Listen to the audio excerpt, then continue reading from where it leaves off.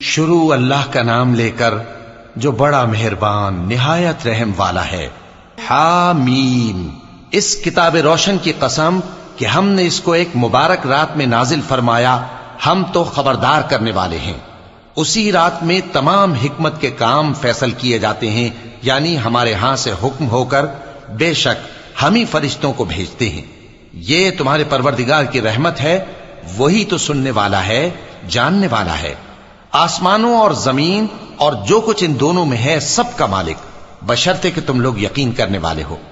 اس کے سوا کوئی معبود نہیں، وہی زندگی دیتا ہے اور وہی موت دیتا ہے، وہی تمہارا اور تمہارے پہلے باپ دادوں کا پروردگار ہے۔ لیکن یہ لوگ شک میں پڑے کھیل رہے ہیں۔ تو اس دن کا انتظار کرو کہ آسمان سے صاف دھواں نکلے گا جو لوگوں پر چھا جائے گا، یہ درد دینے والا عذاب ہے۔ اس وقت وہ کہیں گے کہ اے پروردگار، ہم سے اس عذاب کو دور کر، ہم ایمان لاتے ہیں۔ اس وقت ان کو نصیحت کہاں مفید ہوگی، جبکہ ان کے پاس پیغمبر آ چکے جو ہمارے احکام کھول کر بیان کر دیتے تھے۔ پھر انہوں نے ان سے منہ پھیر لیا اور کہنے لگے، یہ تو سکھایا پڑھایا ہوا ہے، دیوانہ ہے۔ ہم تو تھوڑے دنوں عذاب ٹال دیتے ہیں مگر تم پھر کفر کرنے لگتے ہو۔ جس دن ہم بڑی سخت گرفت کریں گے تو بے شک انتقام لے کر چھوڑیں گے۔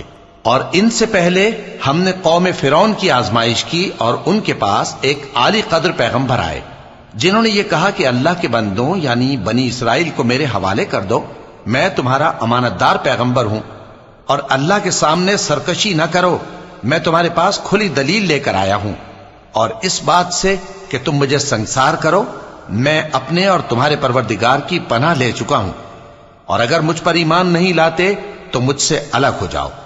تب موسیٰ نے اپنے پروردگار سے دعا کی کہ یہ نافرمان لوگ ہیں۔ اللہ نے فرمایا کہ اچھا، میرے بندوں کو راتوں رات لے کر چلے جاؤ، اور فرعونی ضرور تمہارا تعاقب کریں گے، اور سمندر سے کہ ٹھہرا ہوا ہوگا پار ہو جانا، تمہارے بعد وہ پورا لشکر ڈبو دیا جائے گا۔ وہ لوگ بہت سے باغ اور چشمے چھوڑ گئے اور کھیتیاں اور نفیس مکان اور آرام کی چیزیں جن میں وہ عیش کیا کرتے تھے۔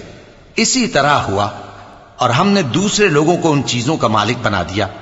پھر ان پر نہ تو آسمان اور زمین کو رونا آیا اور نہ ان کو مہلت ہی دی گئی، اور ہم نے بنی اسرائیل کو ذلت کے عذاب سے نجات دی، یعنی فرعون سے۔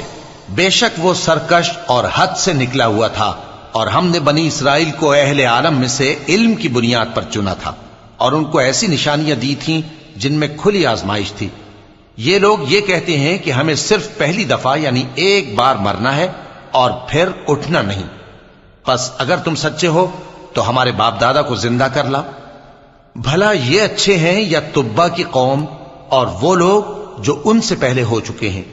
ہم نے ان سب کو ہلاک کر دیا، بے شک وہ گناہگار تھے۔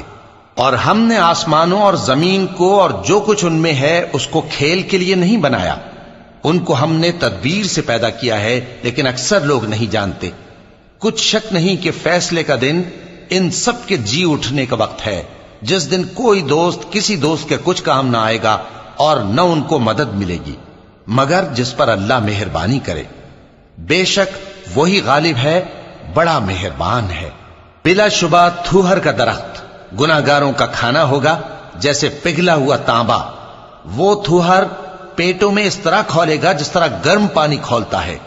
حکم دیا جائے گا کہ اس کو پکڑ لو اور کھینچتے ہوئے دوزخ کے بیچوں بیچ لے جاؤ، پھر اس کے سر پر کھولتا ہوا پانی اونڈیل دو کہ عذاب پر عذاب ہو۔ اب مزہ چکھ، تو بڑی عزت والا اور سردار تھا۔ یہ وہی دوزخ ہے جس میں تم لوگ شک کیا کرتے تھے۔ بے شک پرہیزگار لوگ چین کے مقام میں ہوں گے، یعنی باغوں اور چشموں میں باریک اور دبیز ریشم کا لباس پہن کر ایک دوسرے کے سامنے بیٹھے ہوں گے۔ وہاں اس طرح کا حال ہوگا، اور ہم بڑی بڑی آنکھوں والی حوروں کو ان کی بیویاں بنا دیں گے۔ وہاں امن و اطمینان سے ہر قسم کے میوے منگائیں گے اور کھائیں گے، اور پہلی دفعہ کے مرنے کے علاوہ موت کا مزہ پھر نہیں چکھیں گے، اور اللہ ان کو دوزخ کے عذاب سے بچا لے گا۔ یہ تمہارے پروردگار کا فضل ہے، یہی تو بڑی کامیابی ہے۔ ہم نے اس قرآن کو تمہاری زبان میں آسان کر دیا ہے تاکہ یہ لوگ نصیحت حاصل کریں۔ پس تم بھی انتظار کرو، یہ بھی انتظار کر رہی ہیں۔